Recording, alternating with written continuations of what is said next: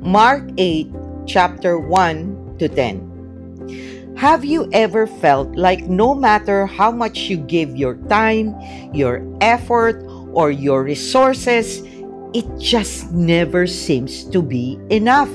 Like you're barely treading water while everyone else is sailing. Today's passage in Mark 8 describes one of the most dramatic miracles in the Gospels, yet it happens in total silence, almost unnoticed. No headlines, no fanfare, no disciples arguing over who's the greatest. Just one gesture from Jesus, and suddenly, there's more than enough. Mga classmates, this moment happened in a crowd of thousands, 4,000 men, plus women and children, with only 7 loaves and a few fish between them. However, mga classmates, what if I told you that this miracle happened before, yet almost nobody seems to have remembered? Did you? Remember Matthew 14 or Mark 6 rendition of a similar event? If you have not watched them, mga classmates, please do so after this to help you see or recall and not forget like how the apostles did forget later. Okay, mga classmates? This is very relatable today, right? Mga classmates, as I've said, we go through this worry when budgets shrink, platforms crash, opportunities vanish, and you wonder, will I ever have enough? However, you cannot always seem to recall that the worry that happened to you before, in fact, several times, and the provisions did come, didn't it, mga classmates? How come for some reason it is always never enough for us to remember and believe that our simple act of faith unlocked provision beyond expectation when it happens, right? Mga classmates, this chapter will reveal why we're still hungry in a world full of bread and why we always develop amnesia when it comes to how the Lord provides. Maybe God is not only multiplying your provisions, but also increasing your belief in Him. Want to know more, mga classmates? But before we take on the discussion on how God is increasing not only our provision but our faith too, mga classmates, let's do our usual general housekeeping.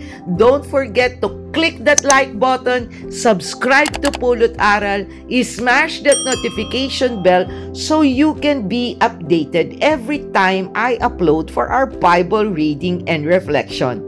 Videos like this, mga classmates, get buried by the algorithm because talking about God is not trending.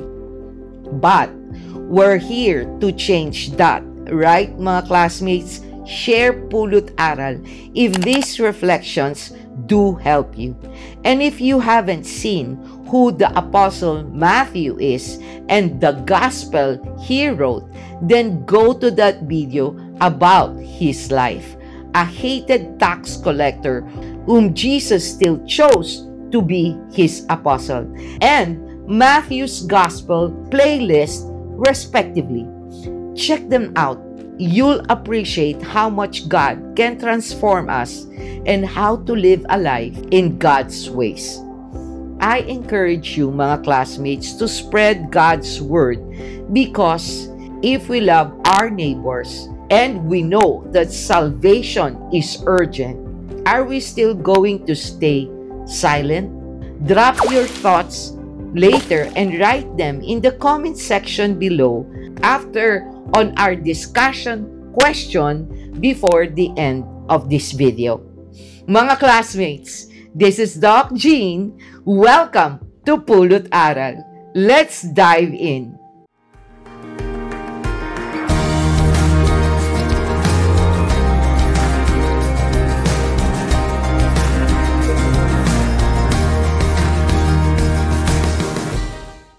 Before we start with our exciting discussion about Mark 8, let's pray and have the Holy Spirit bless us with concentration, discernment, and desire to finish reading Mark 8 all the way.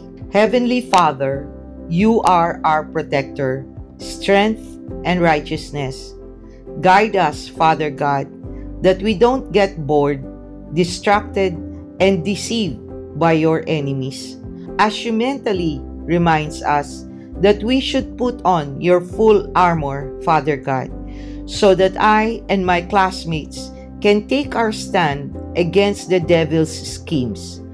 For you say, Father God, that our struggle is not against flesh and blood, but against the rulers, against the authorities, against the powers of this dark world, and against the spiritual forces of evil in the heavenly realms. So, bless us with your presence, Father God, that any of my classmates you brought here to watch this video has a conditioned heart to make them hear what you want them to hear and see what you want them to see. May I, Father God, truly become your effective tool to encourage them to personally read your scripture and realize how wonderful it is to have a personal relationship with you, Father God.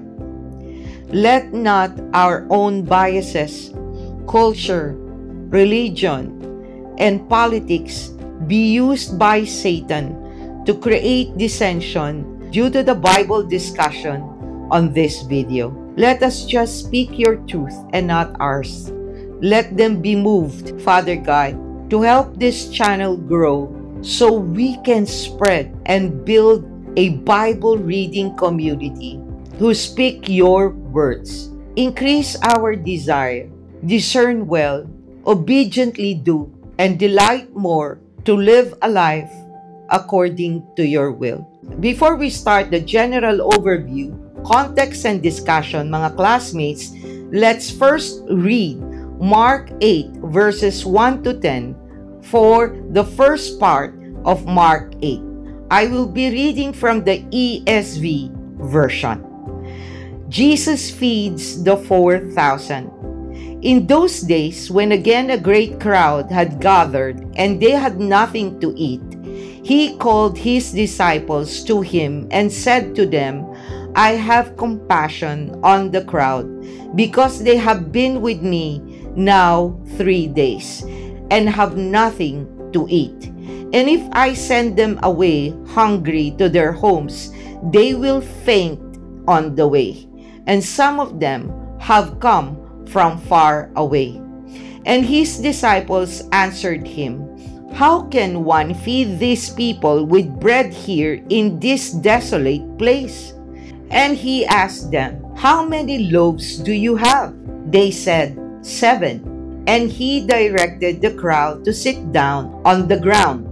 And he took the 7 loaves, and having given thanks, he broke them and gave them to his disciples to set before the people. And they set them before the crowd. And they had few small fish. And having blessed them, he said that this also should be set before them.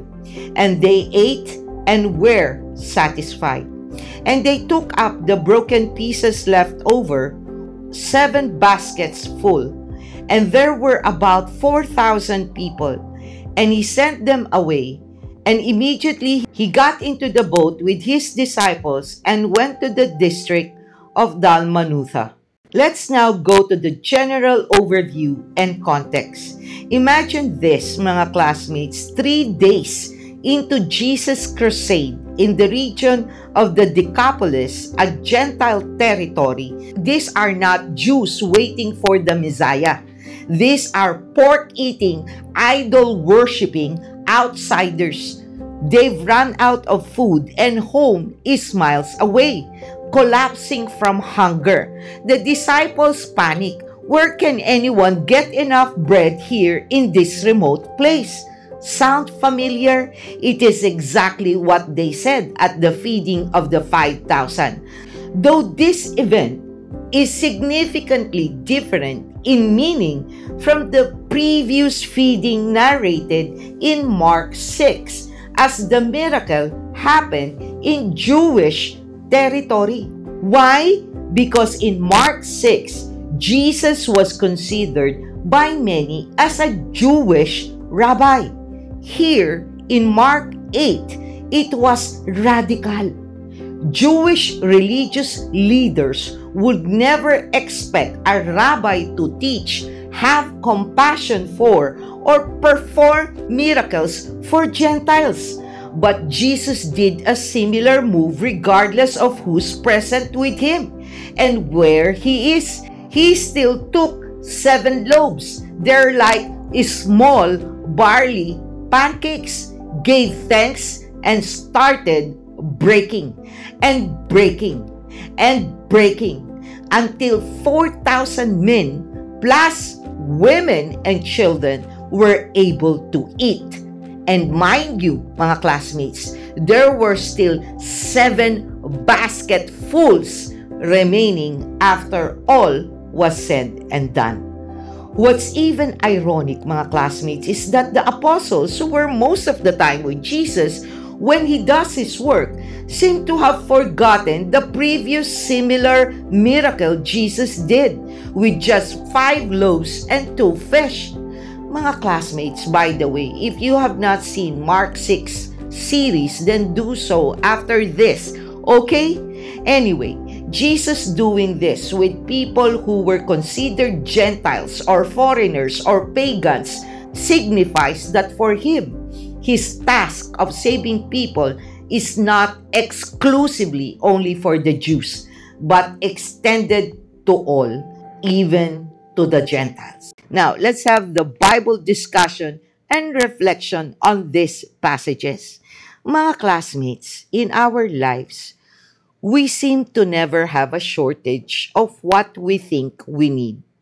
We always say, if only I have this, I will already be happy and contented. Yet when it comes and God blesses us with what we asked for, we still feel what was given is not enough. And even the majority of the time, we even forget to thank Him because for us, what we got is what we work hard for. The blessings came from our own sweat and tears. Isn't that how many of us feel, mga classmates? Some, maybe to their credit, will say a short prayer of thanks to the Lord as an afterthought. But the glory is always focused on us and never Him. To make our ungratefulness even worse, we forget what He previously gave us, even questions His power, complains, and be anxious in our prayer that He grants us again what we think we need to be happy and contented. And the cycle repeats again and again until He gives us His mercy and removes everything we think we did on our own. And finally, we see that it wasn't us, but Him who multiplied whatever talent, skill, and resources He initially also gave us from the start. And why mercy, you may ask? Well, because He allowed you to experience the abyss with nowhere to go but Him. Unless, of course, you are stupid enough to listen to and believe more of Satan's urge of despair and hopelessness that you decide to terminate your life. But if you heard the calling and surrendered to God at this very moment of your desolation, you would appreciate and be fully grateful to God later that He did allow that to happen to you. For this is the very moment, mga classmates, that after He breaks and breaks the things and actions you are doing to guarantee you are heading to eternal damnation, He turns your broken-hearted life into your first step to see His gift of salvation.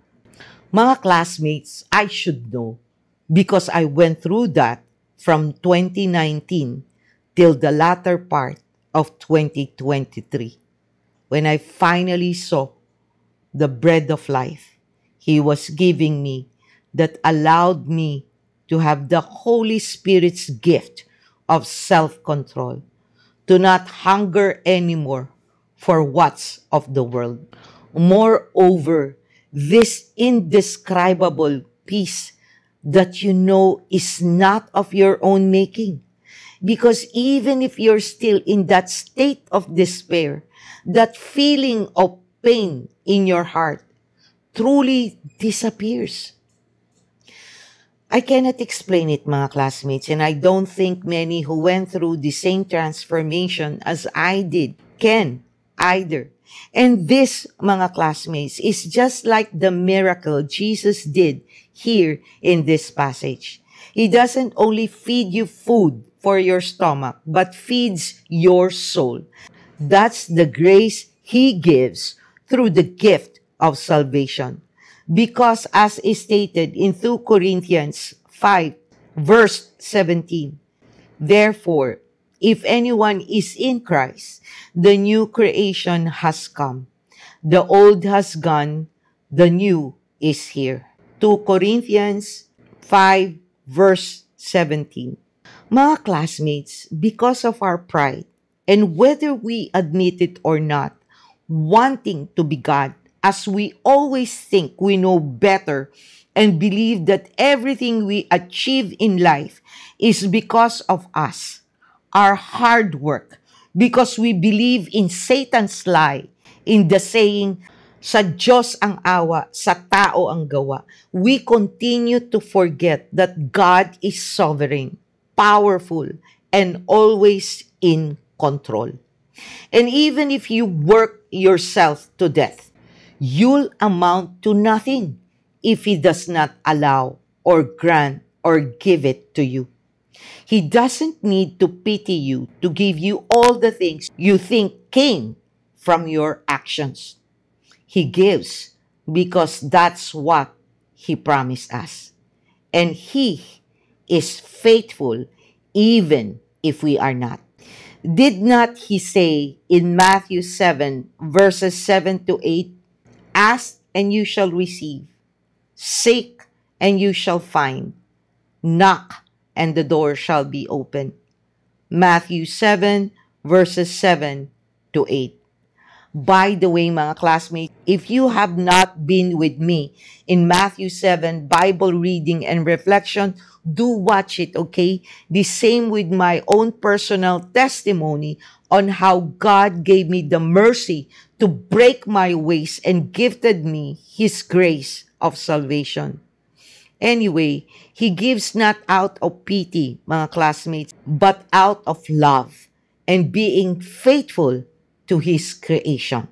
As He does it even if you don't accept or surrender to Him. What more if you are already part of His flock? Just like what He said to the Samaritan woman at the well in John 4, verses 13 to 14. Jesus answered, everyone who drinks this water will be thirsty again, but whoever drinks the water I give them will never thirst. Indeed, the water I give them will become in them a spring of water welling up to eternal life. Mga classmates, that's why sa Diyos ang awa, sa tao ang gawa, is Satan's lie. Because God gives, for He loves us. And the gift of salvation, He is offering. You don't have to do any manual work mga classmates, all you've got to do is repent and surrender. Is that even hard work, mga classmates? Now, just to be clear, because again, some people here may be deceived again by Satan and debate and say, so you mean, Doc Jean, I do not have to work? No! But you don't have to work to be saved and receive your salvation. I have discussed this several times, like in Mark 7, Part 2, Bible reading and reflection. Watch that, mga classmates. Your work will now be a fruit of His masterpiece. The work we do is now done through Him. So these actions multiply. And unlike the apostles here who have forgotten what Jesus did previously, and many of us who, the majority of the time, forget what He does give us blessings, if you have received His grace, His water, His bread of life, you will never forget. You may be tempted by God's enemies to think otherwise, but He will always convict and sanctify you to remember who He is. His love and faithfulness to His promises, and give you the knowledge that all these trials are temporary, and you will lack nothing. God's flocks know that He will never forsake you. Just trust His will and humbly wait for His time, because it will all be for the good. And we know that for those who love God, all things work together for good, for those who are called according to His purpose. Romans 8, verse 28. Mga classmates, if you have totally and humbly surrendered to the Lord, you will always remember His miracle here in Mark 8, verses 1 to 10. That what you think you almost have nothing, He will multiply. That He gives what you only need, and the excess, if He does that, you shall share. He knows your heart. And if you are His sheep, you'll know His voice. However, if you are still in the wilderness like the Gentiles here, He is preaching and teaching, then know God will always be there for you and feed you, not out of pity, but love for you. Thus, even if you forget Him, His gift is always available for you to take. So here's your question, mga classmates, for our discussion. What impossible shortage you have faced in your life that God multiplied for you and you forgot He did? Comment below. By the way, mga classmates, if you want to hear and see more from our Lord's own words, then I hope you will be watching the entire Mark 1 or the entire playlist of Mark 2. Thank you for joining me, mga classmates, in today's Bible reading and reflection from the Gospel of Mark 8, verses 1 to 10. Till next time, may God bless you all. Always stay safe and be healthy. This is Doc Jean. Bye!